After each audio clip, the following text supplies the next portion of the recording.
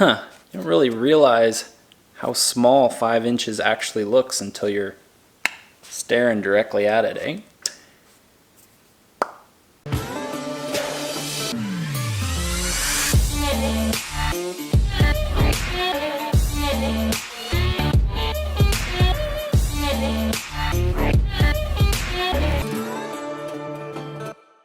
What's up everybody, Mark here from Remarkable Woodworks, and in this week's episode I have to put some finishing touches on this bar that we're working on. And to do that, I'm going to use this brand new Mirka sander. See what all the hype's about. Deros. Doritos.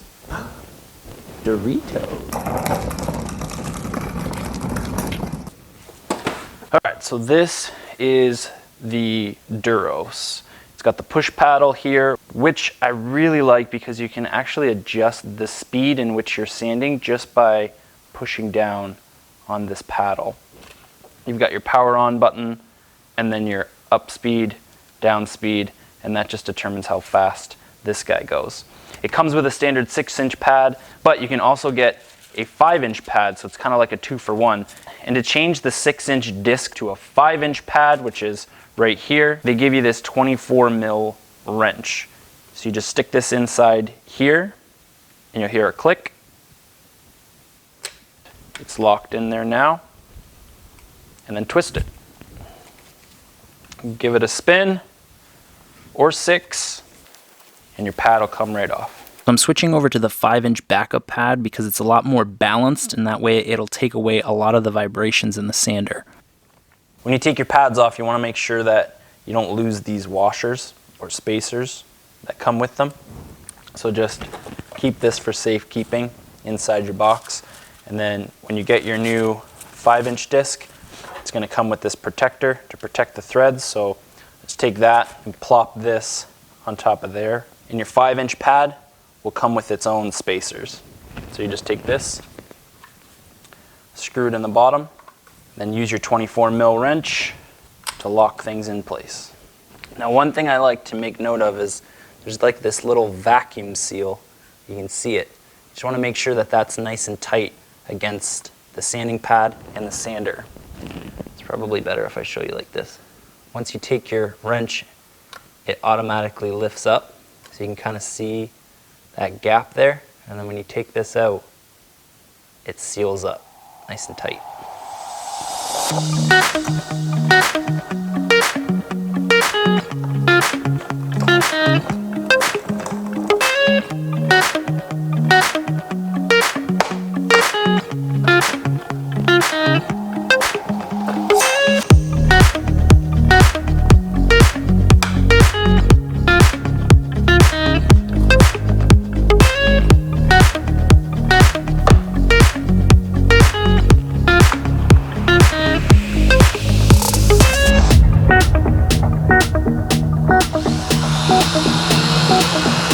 All right, I think it's time to break this puppy in.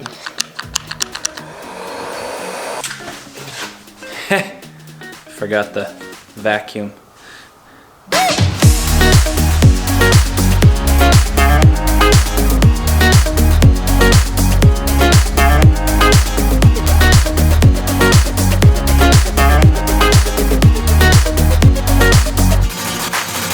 Look at how see-through this sandpaper is. Cancel the video, spoiler alert, this thing, I'm sold. I'm sold just on this sandpaper. Check, look at how see-through this is.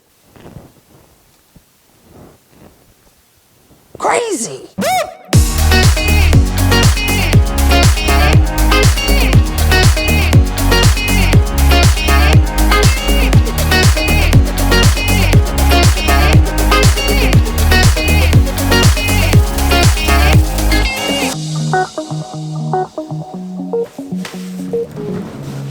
Okay, things that I am learning. Sanding epoxy, it sucks. The no dust thing though, that's been a huge factor. I was actually able to get my face right up to the sander as it was sanding and nothing. No debris, no like tickle in the back of the throat, none of that stuff, which is good because, let's be honest, I'm a little sick and tired of wearing masks. Okay, so a couple things that I noticed right off the hop is this thing is super light. Normally with like an orbital sander, my hands kind of get crampy after a little bit, but like I said, I've been using this thing all day and it's been great. Also, I really like that you're able to fit the cord inside the sleeve of the vacuum. Once I figured that out, I didn't have to manage the hose and the cord at the same time, which is great. Another thing that I really like about the sander is it has this little lock button here. So if I wanna pull the cord from the sander, I have to push this little, I have no idea what that's called, like a lock, I guess, but that just goes inside and you'll hear it click and you can't pull it out. Another positive is, again, this trigger. I love having it on the top. It sits really well, whether you're gonna use the sander like this, or if you're gonna have your fingers inside the holes like that. It just works so good. With other sanders like the Festool, specifically the Rotex, you typically have to turn it on and the sander goes, and then you're kind of left in that mode where you have to change the dials back here all while it's working. I do like the fact that I can control everything with just the touch of this paddle. One downside though, and I don't even know if it's considered a downside, is once the sander is turned on and this paddle is live, what I found was every time I was changing the grits of the sander, I'd often hold this in my hand, and when I put the sandpaper on top, I would turn the sander on and it would spin a couple times. But you know, after I changed my pants, it was fine. Totally fine. So if you're like me and you think sanding sucks, I highly recommend the Deros from Mirka. It is a total game changer, and I think it's gonna make this bar top just shine bright like a diamond. Man, these dad jokes are getting old. Ugh. So I guess the only other thing that I can think of that would be a negative or considered to be a con is that there's no real indication on what level you're on. So to adjust the speeds on the sander, you have like a plus and a negative, and you just have to tap those buttons and it just lights up. So you either have to count or try to remember what speed you're on. Otherwise, there's no other way to tell. But I still consider this to be like the Apple of sanders. I mean, if you're into Apple, that is. You have to be in the Apple. I think so. Right? Anywho, that, my friends, is going to do it for this week's episode. So if you like this video, please do all the things that you're supposed to do when that happens. Feel free to follow me on Instagram. I love you all equally, and I'll see you when I see you.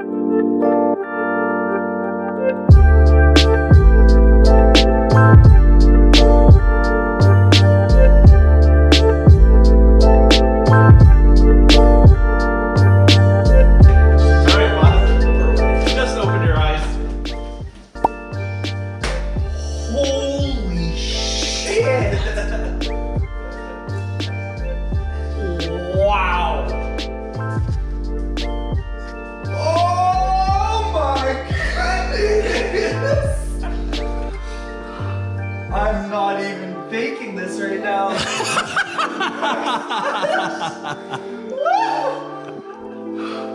The underglow, and these are their beams? Yeah. Oh my god. Beams from the client's face.